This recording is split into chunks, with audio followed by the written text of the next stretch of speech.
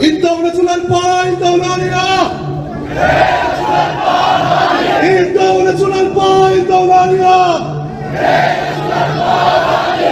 नमस्कार साथियों, मिजोरम में होने वाले आगामी विधानसभा के चुनावों का चुनावी प्रचार पूरी तरह से थम चुका है। 40 विधानसभा सीटों वाले मिजोरम में 7 नवंबर को पहले चरण में मतदान होने वाला है, जिसको लेकर के एमएनएफ पार्टी, कांग्रेस और जेडपीएम पार्टी के बीच में मुख्य मुकाबला होने वाला है। पिछले कुछ दिनों की बात करें तो यहां का मुकाबला एमएनएफ पार्टी और कांग्रेस पार्टी में सीधी टक्कर बताई जा रही थी, लेकिन जेडपीएम पार्टी की रैलियों में उमड़ते जनसैलाब ने दोनों ही पार्टियों के पैरों तले जमीन खिसका दी है। इस बार के चुनाव में मुख्य मुकाबला ZPM party versus MNF party बन चुका है। आखिर किस पार्टी को कितनी सीटें मिलने जा रही है, इसको लेकर के सबसे सटीक विश्लेषण आ चुका है। इस बार मिजोरम में कौन सरकार बनाने जा रहा है, तो इस वीडियो के माध्यम से 40 सीटों का फाइनल ओपिनियन पोल हम आप लोगों के सामने रखेंगे, तो आप बने रहे वीडियो के आखिर तक। 5 राज्यों में होने वाले विधानसभा चुनावों के लिए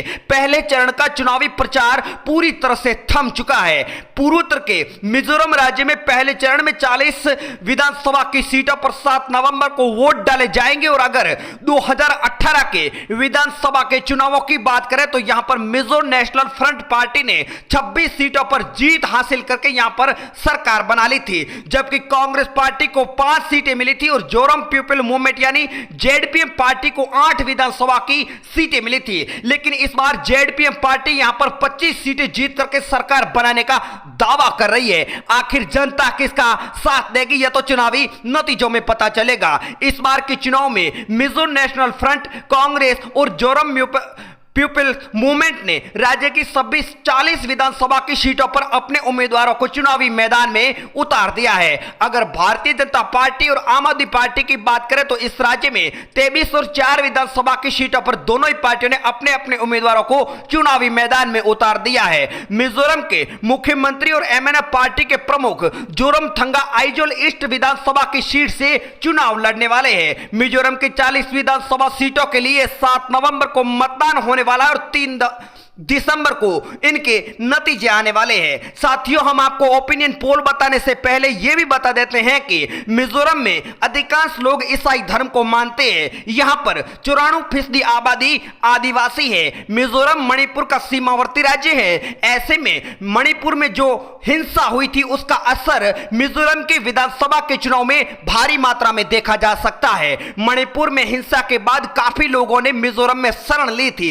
ऐसे में यह मुद्दा एमएनएफ पार्टी और भारतीय जनता पार्टी को प्रभावित कर सकता है। कहा यह जा रहा है कि इस चुनावों में सत्ताधारी एमएनएफ पार्टी इसी के चलते चुनाव में भारतीय जनता पार्टी से लगातार दूरी बना रही है। ईसाई बहुल राज्य होने के कारण मणिपुर में जो चर्च जलाए गए थे उनको लेकर के यहां पर अपनी प्रतिक्रिया दे सकते हैं। वैसे MNF party Bharatiya Janata party की ही सहयोगी पार्टी है, इसलिए यहां पर एमएनएफ पार्टी को इस बार सरकार से हाथ धोना पड़ सकता है। लेकिन जेडपीएम पार्टी यहां पर सरकार बनाने के दावे कर रही है, तो दूसरी तरफ कांग्रेस पार्टी भी यहां पर सत्ता में वापसी को बेताब है। आखिर किस पार्टी को कितनी सीटें दी जा रही है, आइए नजर डालते हैं मिजोरम के 8 जिलों की 40 विधानसभा की सीटों के फाइनल ओपिनियन पोल पर। तो आप बने रहे वीडियो के लास्ट तक, और पहली बार चैनल पर विजिट किया है तो करेक्ट न्यूज यूट्यूब चैनल को सब्सक्राइब जरूर कर दें, और आप अपनी राय, आप अपना सुझाव हमें कमेंट के माध्यम से जरूर दें कि मिजोरम में अगली सरकार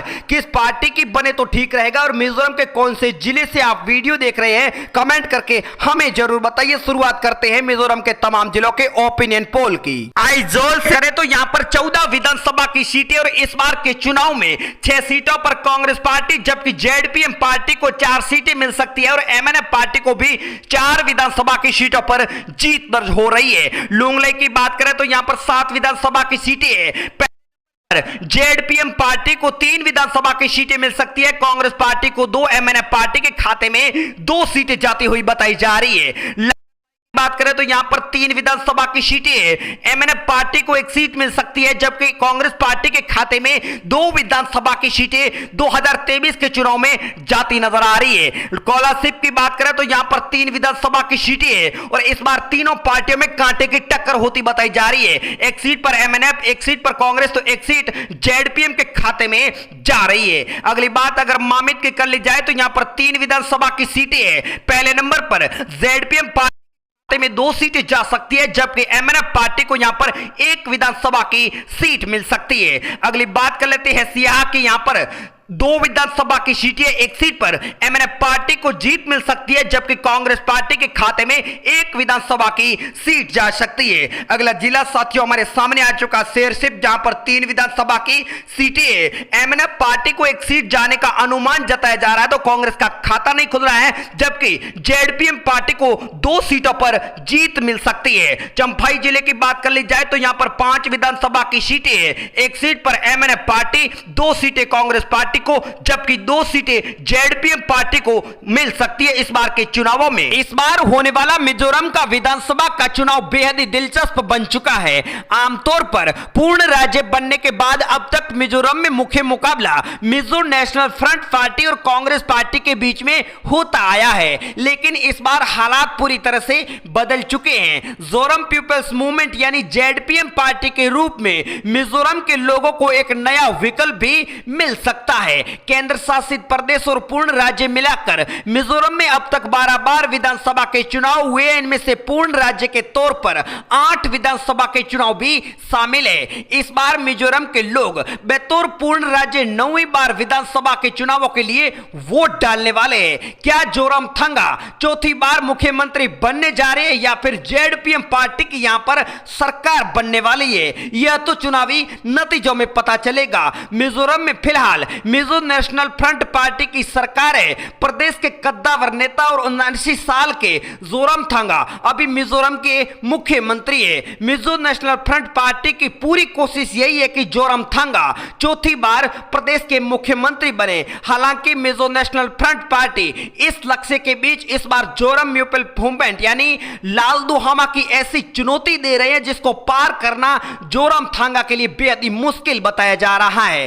इसी बीच कांग्रेस पार्टी भी पूर्वोत्तर के राज्यों में अपने पुराने गढ़ को हासिल करने के लिए एडी से चोटी तक का जोर लगा रही है। कांग्रेस की मजबूत संभावना को देखते हुए मिजोरम का मुकाबला त्रिकोणीय भी बताया जा रहा है। त्रिकोणीय मुकाबले में वापसी के लिए सियासी गलियारों में लगातार यह अटकलों की हवा तेज हो रही है कि इस बार कांग्रेस पार्टी ही नहीं और जेडपीएम पार्टी की इस बार यहां पर वापसी होने वाली है। ऐसे में मिजोरम से भारतीय जनता पार्टी को कुछ ज्यादा उम्मीदें नहीं है, लेकिन उसकी पूरी कोशिश है कि पूर्वोत्तर के बाकी राज्यों की तरह यहां भी उसका जनाधार पूरे प्रदेश में फैले।